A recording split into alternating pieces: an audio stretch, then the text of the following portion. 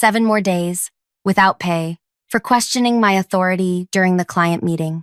Kent announced it loudly across the open office space, arms crossed over his chest, eyes drilling into mine. 20 coworkers pretended to focus on their monitors. No one looked at me directly. The initial 3-day suspension clearly wasn't enough for you to learn your place, Verna. I stood perfectly still, controlling my breathing like I'd been trained. Not too shallow, not too deep, just enough to keep thinking clearly. Do you understand? He pressed when I didn't respond. Perfectly, I replied, voice steady. I gathered my worn leather notebook, the same one I'd carried through war zones and back. The one with calculations proving something was terribly wrong with our latest testing reports. Kent smiled, mistaking my calm for defeat. I simply nodded, turned, and walked out without another word. The April air hit my face as I pushed through the glass doors. My car was parked at the far end of the lot, where Kent had reassigned my space after my first suspension. I placed my notebook carefully on the passenger seat and sat motionless behind the wheel. Before I continue, thank you for listening to my story. I'm curious, where are you listening from today? Drop a comment and let me know what part of the world you're in. Sometimes knowing who's hearing your story makes the telling easier. My name is Verna Thale. I'm 42 years old with a face most people forget minutes after meeting me. That's not self-pity. It was an asset in my former life. I'm average height, average build, with brown hair that doesn't quite reach my shoulders. I wear minimal makeup and clothes designed to blend in. The kind of person who can stand in a crowded elevator without anyone remembering I was there. For 12 years, that forgettability was my greatest tool. I wasn't always Verna Thale. I've had many names, many identities. What remained consistent was my purpose. I verified intelligence about protective equipment provided to military personnel. Equipment meant to keep them alive. My background wasn't in engineering or materials science. It was in mathematics and human observation. I could spot patterns in data and inconsistencies in human behavior with equal precision. When manufacturers claimed certain levels of protection, I analyzed whether those claims matched reality. Sometimes this meant sitting in bland offices, reviewing testing data. Other times it meant being in locations where no American was supposed to exist, watching how our equipment performed when bullets were real and explosives weren't theoretical. I've held the hands of 19-year-olds who died because their protective gear failed. I've promised them their deaths wouldn't be meaningless, that someone would care about why they died, that someone would make it right. 3 years ago, I grew tired. The travel, the aliases, the constant vigilance. It hollows you out eventually.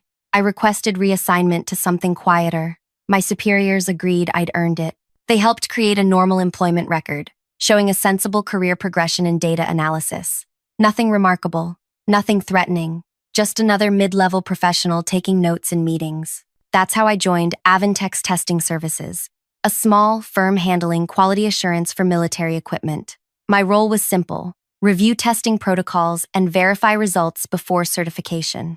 I was supposed to be the final safeguard, ensuring that what we claimed about equipment performance was absolutely true. For 2 years, everything seemed legitimate. The company wasn't perfect. Kent pushed timelines too hard and valued efficiency over thoroughness, but the testing itself appeared sound. Until 3 weeks ago, I was reviewing data for a new lightweight ballistic vest. Something about the numbers bothered me, small inconsistencies in the penetration tests.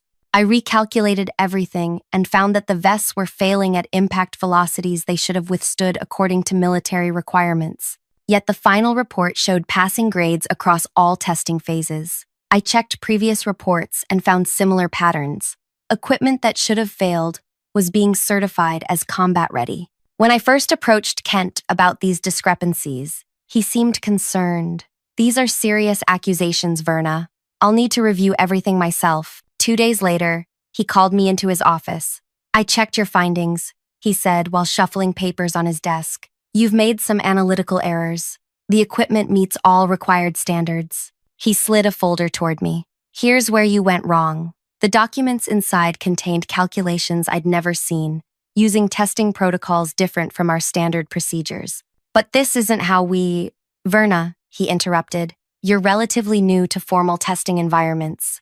These modified protocols have been approved for this particular contract. By whom? I asked. His expression hardened. That's above your clearance level. But if the vests fail at these velocities, 3 days, he said. Take 3 days without pay to reconsider your priorities here. When you return, I expect this matter to be closed. I spent those 3 days documenting everything, every calculation, every discrepancy, every modified protocol that didn't match military requirements. I created a comprehensive analysis showing exactly how the equipment was being misrepresented. When I returned, I remained quiet for a week. I observed who handled the reports, who signed off on final certifications, who communicated with the clients. I noticed patterns in communication that suggested Kent wasn't acting alone. Then came the client meeting. Representatives from the Military Procurement Division visited to discuss the new contract. During the presentation of testing results, I raised my hand. Kent's jaw tightened, but with clients present, he had to acknowledge me. Yes, Verna? Make it quick, please. I've found some inconsistencies in our testing data that I believe warrant further review before certification, I said calmly. The vests are failing at impact velocities that should be within protective range. The room went quiet. One of the military representatives leaned forward. What kind of inconsistencies? Before I could answer, Kent laughed, a deliberate, dismissive sound. Verna's new to our testing protocols. She's misinterpreting standard variations in the data. Everything has been verified by our senior team, but the numbers clearly show. That's enough. Kent cut me off. We'll discuss your concerns privately, Verna. The military representatives exchanged glances but didn't press further. The meeting continued while I sat silently, documenting every word in my notebook. Afterward, Kent walked directly to my desk, my office. Inside, he didn't offer me a seat. What the hell was that? He demanded. The vests are failing, Kent. Soldiers will die believing they're protected when they're not. You have no idea the complexity of these contracts or the modifications that have been approved. Show me the documentation for these approved modifications, I challenged. His expression shifted. Something calculating replaced the anger. You know what your problem is, Verna? You think you're irreplaceable. You're not. You're a data analyst with decent skills, but limited understanding of how this business works. This isn't about business. It's about lives. He laughed again. How charmingly naive. Take tomorrow off, without pay. Think about whether this is the hill you want to die on professionally. I didn't back down. The next day, instead of staying home, I arrived with my complete analysis and requested a meeting with both Kent and his superior, Murray. I was told Murray was unavailable, but I left the report with his assistant. 2 days later, Kent stopped by my desk with a strange smile. Murray reviewed your report, he said quietly. He found your methodology fundamentally flawed. That's impossible, yet true. He suggested you might benefit from additional training before continuing in your current role. Something felt wrong. I'd like to speak with Murray directly. He's traveling for the next 2 weeks, but he left this for you. Kent handed me an internal memo, questioning my analytical abilities and recommending a review of my position. I later discovered Murray had never seen my report. His assistant had given it directly to Kent, who had fabricated the response. The next client meeting was when Kent announced my extended suspension. 7 more days without pay, a public humiliation designed to break me or force me to quit. What he didn't understand was that I'd faced much worse than an office bully with something to hide. I'd been shot at, trapped behind enemy lines, and interrogated by people who didn't bother with office politics before resorting to violence. As I sat in my car that morning, suspended for the second time, I made a decision. Kent believed he'd won, that I would either resign or return broken and compliant. He had no idea who he was dealing with, or who would be making calls on my behalf. In my apartment that evening, I removed the false bottom from my kitchen drawer. Inside lay a small metal box containing 3 phone numbers, not saved in any phone, not written anywhere else. 3 connections to the person I used to be. 3 people who understood exactly what it meant when protection failed. It was time to make some calls. I made the calls using a phone that wasn't connected to any account in my name, one that Kent and Aventex knew nothing about. The first number belonged to Lane. We'd met during a mission in Eastern Europe 15 years ago. She'd been posing as a materials procurement specialist for a contractor, while actually assessing which officials could be compromised. I was evaluating whether a new type of body armor would actually stop the caliber of ammunition common in the region. When gunfire erupted during what was supposed to be a routine meeting, Lane and I escaped together. We spent 3 days hiding in an abandoned train station, taking turns sleeping while the other kept watch. By the time extraction arrived, we knew each other's real capabilities. Now, Lane headed an international oversight committee that approved military contracts. Verna, she answered, on the second ring. No surprise in her voice, though it had been nearly 2 years since we'd spoken. You're still using this number. Some connections are worth maintaining, I said.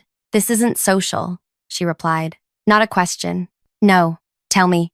I explained the situation at Avantex, the falsified testing data, the modified protocols, the equipment being certified despite failing critical tests. You're certain? She asked when I finished. I've triple-checked everything. The vests are failing at velocities they're rated to withstand. Someone's hiding it. Silent stretch between us. Then, send me what you have. Use the old method. The old method was a dead-drop technique we'd developed during our active years. Digital information hidden within seemingly innocent files, accessible only with specific decryption protocols. There's more, I continued. I think this goes beyond my immediate supervisor. The pattern suggests systematic falsification across multiple contracts. How high? I don't know yet. That's partly why I'm calling. I'll make inquiries, Lane said, discreetly. Thank you. Verna, she added before I could disconnect. Be careful. If you're right, someone's prioritizing profit over protection. Those people rarely stop at workplace discipline. The second call went to Marcus. He'd been a field operative alongside me for 3 years. We'd shared cramped surveillance positions for days at a time, communicating in whispers and hand signals. When an operation went wrong near Kabul, he carried me 2 miles to extraction with a bullet lodged in his shoulder. Now he worked as a senior examiner in the Pentagon's budget office, reviewing military expenditures. I thought you were done, he said when he realized who was calling. So did I. But some promises don't expire. Marcus understood immediately. We'd both made those promises. To wounded soldiers, to families receiving folded flags, to ourselves on nights when sleep wouldn't come. I explained the situation at Avantex. 7 days suspension? He asked when I finished. Yes, that gives us time. Can you transmit your evidence? Already packaging it for Lane. I'll copy you. Good. I'll run trace analysis on Avantex's financial patterns. See where the money's flowing. Who's benefiting from these shortcuts? Be careful, I warned. This likely involves people with significant influence. Always, he replied. You taught me that. The third call was the hardest. Not because of any technical difficulty, but because it reopened wounds that had never fully healed. The number connected me to Drew. 7 years ago, outside Kandahar, I'd pulled him from a burning vehicle after an IED detonated beneath it. His body armor had partially melted into his skin. The helmet that should have protected him from the impact had cracked along a manufacturing seam. He'd lost his left leg below the knee and suffered third-degree burns across 40% of his body. During his recovery, I visited whenever my cover allowed. We never discussed my actual role. He believed I was a civilian contractor who happened to be nearby during the attack, but a connection formed between us. Now Drew worked as the personal aide to General Harmon, who signed off on equipment contracts for an entire division. This is unexpected, he said when he recognized my voice. I apologize for that. Don't. It's good to hear from you. Everything okay? I hesitated. Drew had suffered enough because of equipment failures. Involving him meant asking him to relive that trauma. Verna, are you there? I'm here. And no, everything is not okay. I explained the situation, providing specific details about the testing discrepancies. When I finished, Drew was silent for so long I thought the connection might have dropped. Drew? I'm here, he said. His voice changed. Harder. You're telling me they're knowingly certifying substandard protection? Again? Yes. And you have proof? Substantial proof. Another long pause. Then, send everything you have. I'll make sure the general sees it personally. This might blow back on you, I cautioned. Let it, Drew answered. I still wake up reaching for a leg that isn't there. If I can prevent someone else from experiencing that, any consequence is worth it. After completing the calls, I sat in my small living room, staring at the wall. My apartment was sparsely furnished, a habit from years of needing to leave places quickly. Nothing irreplaceable, nothing that couldn't be abandoned if necessary. For the next 7 days, I maintained complete radio silence. I didn't contact anyone at Avantex. I didn't reach out to Lane, Marcus, or Drew. I didn't check my work email. Instead, I did what years of training had taught me to do. I waited patiently and prepared for multiple outcomes. I fixed my leaking kitchen sink, painted my hallway a soft blue, organized my bookshelves. Simple, repetitive tasks that kept my hands busy while my mind processed possibilities. At night, I reviewed my documentation again and again, ensuring I hadn't missed anything. I created multiple copies stored in different locations, some physical, some digital, all secure. On the third day of my suspension, someone knocked on my apartment door. I approached silently, checking through the peephole. It was Jess from accounting at Avantex, shifting nervously from foot to foot. I opened the door but blocked the entrance. "Jess, this is unexpected." Her eyes darted past me into the apartment, then back to my face. "Kent doesn't know I'm here." I waited, saying nothing. "Can I come in?" she asked, glancing down the hallway. I hesitated, then stepped aside. Once inside, Jess didn't sit when I offered. She stood in my living room, clutching her purse against her chest. "I've been reviewing the financial approvals for the testing protocols," she said. "The ones you questioned." I kept my expression neutral. "And? There are irregularities. Payments to consultants with no deliverables. Budget transfers between projects without proper documentation. Cost adjustments after certification." "Why are you telling me this?" Jess took a deep breath. "My brother's in the Army.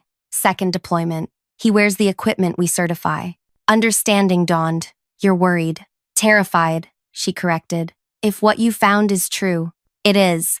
Then my brother and his unit are walking around thinking they're protected when they're not." Her voice broke slightly. "I can't let that happen." "What do you want from me, Jess?" "I want to help. I have access to financial records you don't. Transaction histories, vendor agreements, modification approvals." I considered her offer carefully. Trust wasn't something I gave easily, and this could be an elaborate trap set by Kent. "How do I know Kent didn't send you?" Jess reached into her purse and pulled out a flash drive. "Because this would get me fired, possibly prosecuted. It contains every financial record related to test modifications for the past 3 years. Look at it. If you decide I'm trustworthy, contact me." She placed the drive on my coffee table and headed toward the door, pausing with her hand on the knob. "My brother trusts that equipment with his life," she said quietly. "I need to make sure it deserves that trust." After she left, I spent hours examining the files on the drive, cross-referencing them with my own findings. What emerged was a troubling pattern. Test modifications coincided with payments to a consulting firm called Strategic Solutions Group. Further investigation revealed this firm was owned by a holding company connected to Murray's brother-in-law. Money was flowing from the manufacturer to Strategic Solutions, then being distributed through various channels, including offshore accounts linked to shell companies. Some of those companies made regular payments to accounts associated with both Murray and Kent. They weren't just falsifying test results, they were being paid to do so. By day 5 of my suspension, I had compiled a comprehensive dossier, linking the falsified testing to specific payments. I encrypted this information and sent it to Lane, Marcus, and Drew using our secure channels. Responses came within hours. From Lane, verification complete. Bringing in specialized investigators. Stay in position. From Marcus, financial trails confirmed. Found 6 additional contracts with identical patterns. Briefing select committee members today. From Drew, General Harmon, reviewing personally. Wants to meet with you when this concludes. On day 7, my last day of suspension, my doorbell rang at 6:15 a.m. Through the peephole, I saw 2 individuals in plain clothes, standing in the hallway. Nothing about them immediately identified their affiliation, but their posture and awareness screamed federal service. I opened the door. "Miss Thale?" the woman asked, showing identification too quickly for me to fully read it. "Yes. May we come in? We have some questions regarding Avantex testing services." I let them in, offered coffee, which they declined, and answered their questions for nearly 3 hours. They asked about testing protocols, modification approvals, reporting structures, financial processes. I provided everything I knew, supported by documentation. When they finally stood to leave, the woman handed me a card with just a phone number. If you think of anything else, call this number directly. What happens now? I asked. That depends on what we find, the man replied, but I would prepare to return to work tomorrow as scheduled. Will I be safe? They exchanged glances. The woman spoke. No one at Avantex has been informed about this investigation. As far as they know, you're simply returning from suspension. We suggest maintaining that appearance. After they left, I spent the remainder of the day mentally preparing to re-enter the office, not as the compliant employee Kent expected to see, but as the trained operative I had once been, watchful, patient, gathering information. I slept dreamlessly that night, a skill honed during years of operations when rest was scarce but essential. The next morning, day 8, I dressed in unremarkable business attire and drove to Avantex. I used my badge to enter the building at exactly 8 a.m., nodding politely to security as if nothing unusual had occurred. The office felt strange. Conversations stopped when I passed. People watched me from the corners of their eyes. My desk appeared untouched, exactly as I had left it a week earlier. Kent's office remained empty throughout the morning. Whispers circulated that he was in an emergency meeting with Murray and the legal team. No one seemed to know why. At 11:47 a.m., the front desk receptionist called my extension. Verna, there are some visitors here asking for you. I gathered my notebook and walked calmly to the lobby. 3 people stood waiting. Though they wore civilian clothes with no visible identification, I recognized them immediately. Lane stood nearest the door, her posture relaxed but alert. Her dark hair was pulled back in a simple ponytail, and she wore a navy blazer over a white shirt. Nothing about her appearance suggested the power she wielded in international oversight. Marcus leaned against the reception desk, quietly chatting with the receptionist. His friendly demeanor concealed the fact that he could trace financial transactions across dozens of shell companies within hours. Drew stood by the window, sunshine highlighting the surgical scars on the left side of his face. His prosthetic leg was hidden beneath perfectly tailored slacks.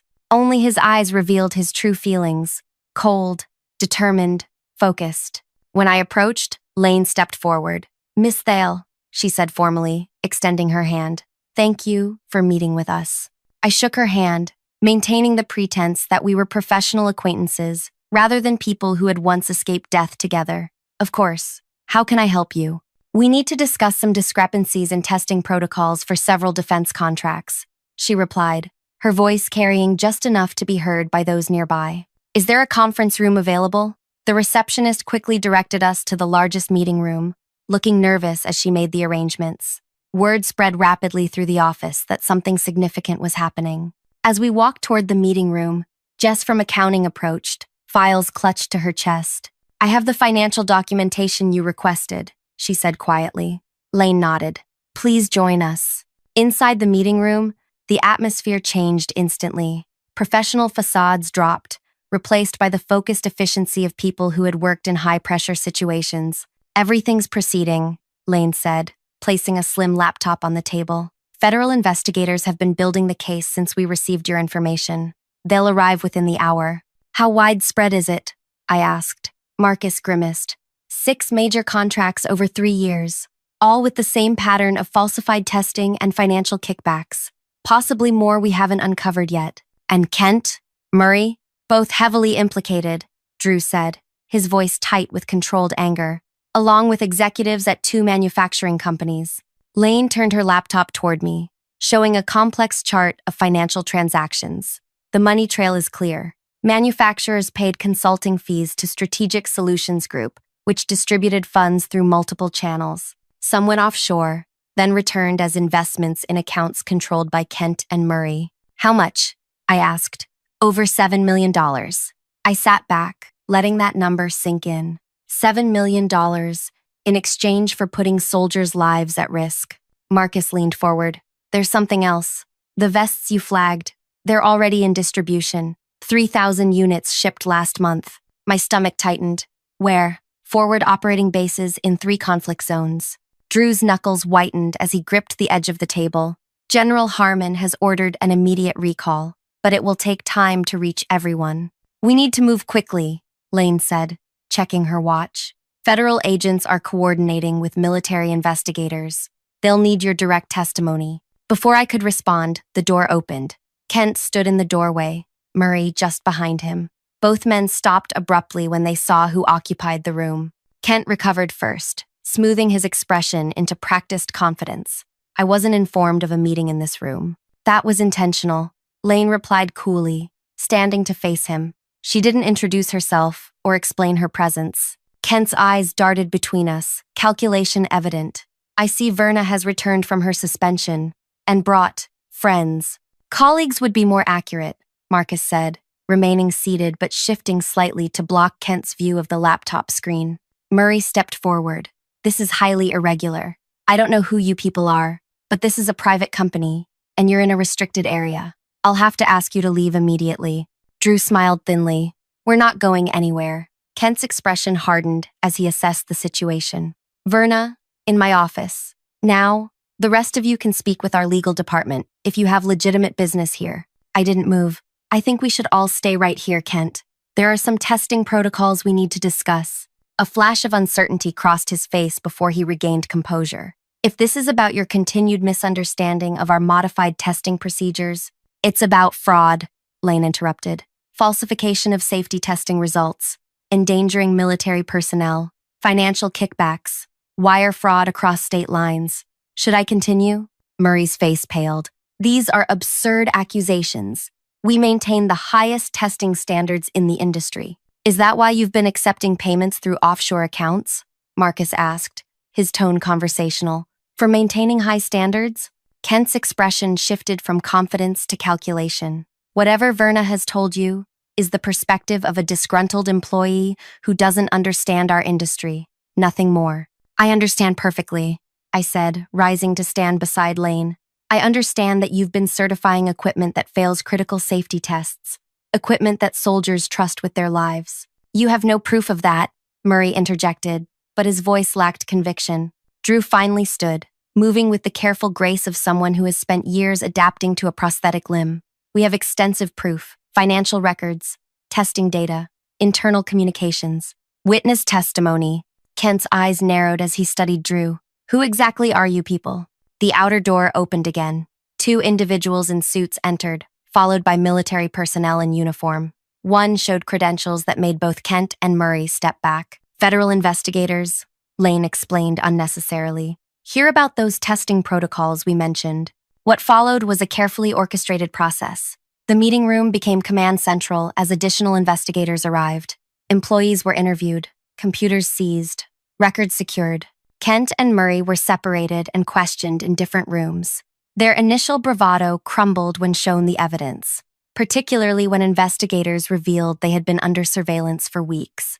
I provided my formal statement, walking investigators through the testing discrepancies I had discovered and the responses from management when I raised concerns. By late afternoon, the office was in upheaval. Kent and Murray were escorted from the building, not in handcuffs but clearly in custody. Word spread quickly about the nature of the investigation. As daylight faded, Lane found me in the small break room, away from the chaos. You did well, she said, pouring coffee for both of us. What happens now? The investigation continues. Prosecutions will follow, but the immediate priority is addressing those 3,000 vests already distributed. And the company? That's being determined. There are options. The work you do here is essential, when done correctly. I nodded, understanding her meaning. The company might survive, but under new management and oversight. Drew appeared in the doorway. General Harmon is on secured video conference. He'd like to speak with you, Verna. In a makeshift secure room, General Harmon's face appeared on screen. His expression was grave. Miss Thale, he began formally, then softened. Verna, Drew has explained your background and your actions these past weeks.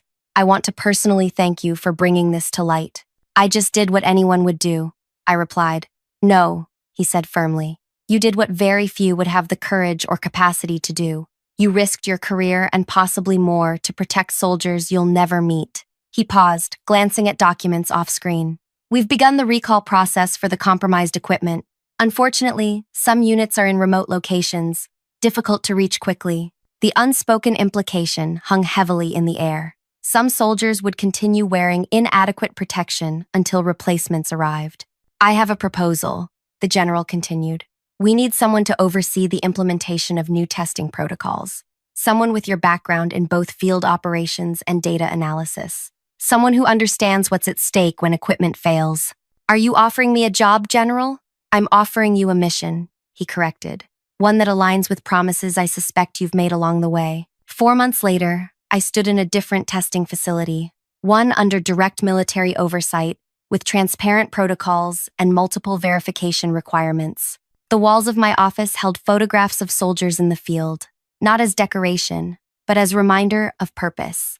Kent and Murray had both accepted plea deals, providing evidence against manufacturing executives in exchange for reduced sentences. They would still serve substantial prison time for fraud and criminal endangerment. The company, formerly known as Avantex, had been restructured, with new leadership and strict oversight provisions. Jess from accounting now headed a compliance team that reported directly to an independent board. The compromised vests had all been recalled and replaced. No lives had been lost due to the faulty equipment. A fortunate outcome we celebrated quietly. One warm Tuesday afternoon, Drew visited my new office, moving more comfortably with his prosthetic than he had months earlier. General Harmon asked me to deliver this personally, he said, placing a folder on my desk. Inside was documentation for a new testing standard, officially named the Adler Protocol, after a young soldier who had died years earlier when his equipment failed during combat. A soldier whose hand I had held as he whispered final words meant for his mother. They're implementing it across all defense contracts, Drew explained. Every piece of protective equipment will be tested under these protocols. No exceptions, no modifications without multi-level review. I traced my fingers over the document, remembering a promise made in dust and blood. He would have been pleased. Yes, Drew agreed quietly. He would. We stood together at the window, watching as technicians in the testing range below prepared equipment for impact evaluation. Real tests, honest results. Not exactly the revenge some might have expected, Drew commented. It wasn't about revenge, I replied. It was about keeping promises. In the months that followed, I developed additional testing protocols, each designed to close loopholes and ensure that protective equipment actually protected. I trained new analysts to spot irregularities and question results that seemed too perfect. Sometimes during late evenings in my office, I would remember Kent's smirk as he announced my suspension, how certain he had been of his power, how confidently he had gambled with others' lives for financial gain. His current accommodation in a federal prison was certainly a fall from grace, but the true consequence, the one that mattered, was the new system that made it harder for others to repeat his crimes. 1 year after the investigation, I received a small package. Inside was a worn patch from a military uniform, along with a handwritten note. This vest stopped exactly what it was supposed to stop. I'm coming home to my family because the equipment worked. Someone told me you're the reason why. Thank you isn't enough, but it's what I have to offer. Sergeant T. I pinned the patch to my office wall, next to others that had arrived in similar packages. Tangible reminders that systems can be fixed, that speaking up matters, that promises kept save lives. Thank you for listening to my story. If it resonated with you in any way, please take a moment to like this video and subscribe to the channel. Your support helps stories like mine reach others who might need to hear them. If you've ever stood up against wrongdoing, even when it was difficult, share your experience in the comments below. Sometimes knowing we're not alone in our struggles makes all the difference.